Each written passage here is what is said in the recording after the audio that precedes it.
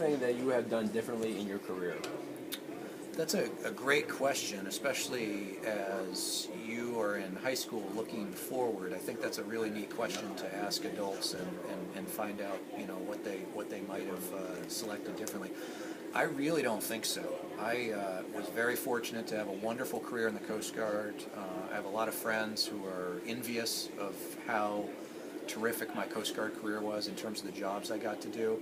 And the transition to NOAA 4 years ago was a very natural step for me and an opportunity to keep doing really neat things where I work with an international community, I work with scientists, I work with engineers.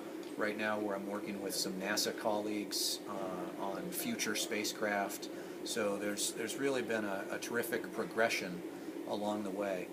The biggest advice I have for people growing up is to realize your career is important, you need to put effort into that, but you need to balance that with whatever your family situation is or what you want it to be.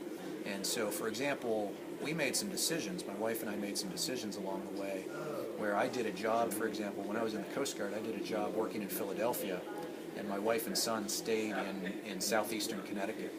And so I was driving back and forth a lot on weekends, but my job was in Philly, my family life was in Connecticut, and that was challenging, but I don't regret it because it was the best thing for us. My son, who is now a sophomore in college, actually just finished his sophomore year in college, is studying engineering, and he was very successful in high school, in part because we were able to keep him in the same high school, not move him around a lot. When I was young, my dad was in the Army.